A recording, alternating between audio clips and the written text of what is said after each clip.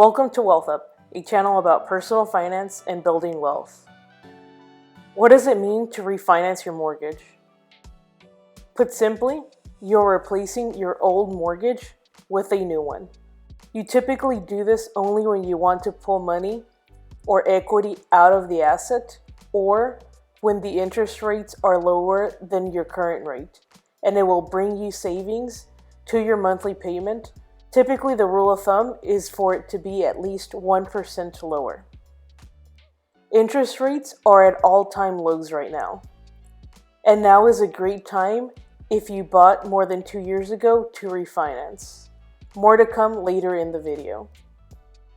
For the first scenario, most commonly used as a strategy for real estate investors, it's when you want to pull money out of the asset. This means that the property value is higher than your current loan balance.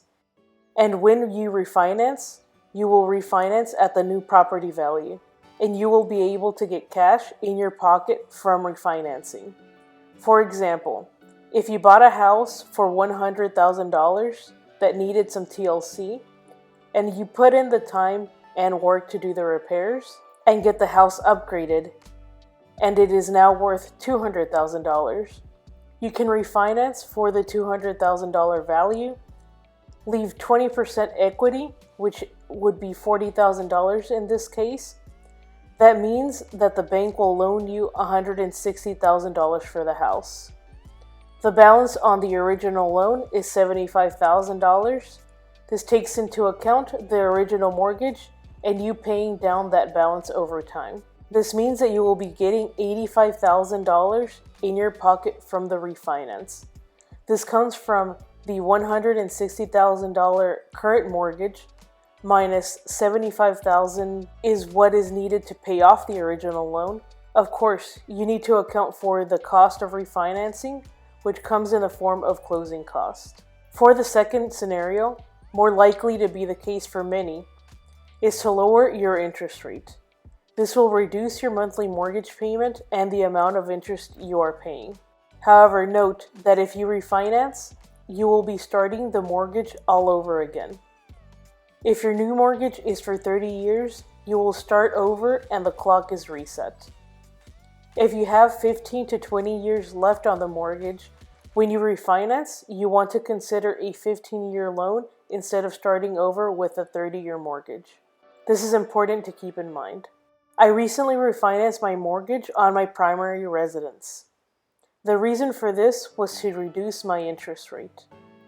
My original loan was at 4.88%, and the refinance interest rate is at 2.875%, which is over 2% lower. This decreased my monthly payment by $300. Based on my closing date, I will not have a mortgage payment for 2 months, which equals $2,320 in savings. The closing costs were $4,120. This was after negotiations. Always negotiate the closing cost on a mortgage. Now, let's look at the numbers more closely. The 2 mortgage payments were used to pay for the closing cost. This would be $4,120 minus $2,320, which equals $1,800. This is how much is left to cover for the closing cost. Taking into account the monthly savings per month of $300, this would take 6 months to recover. This is 6 times $300 equals $1,800. This means that in 6 months, the closing costs are covered, and every month afterwards, I am saving $300. Over the term of the loan, that is a significant amount of savings. It is equal to 30, but in reality, 29.5 years, times 12 months, times $300, to equal $106,200. If you then subtract the extra 1.5 years because the 30-year clock started over, that is 1.5 years times 12 months times 830, that is $14,940. This is from the extra time that I will be paying the mortgage, given that I restarted the clock. Now I need to subtract this from $106,200, and the true savings are $91,260. All of this from about 2 hours of work put in place to get quotes for refinancing and negotiating the closing cost. If you invest the savings over time, the return will be well over $600,000.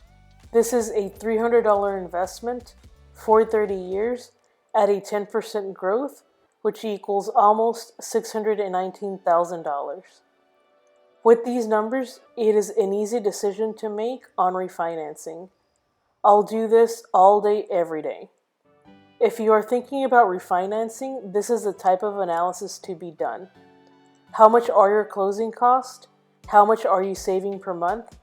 Use this information to calculate the amount saved by the end of the loan and not only the short-term impact. Drop a comment on how your numbers look. If you have found this video useful, be sure to give it a thumbs up and subscribe to the channel to see upcoming videos. If you want to see regular content, you can add me on Instagram at wealth_up. Thanks again for watching, and I'll see you in the next one.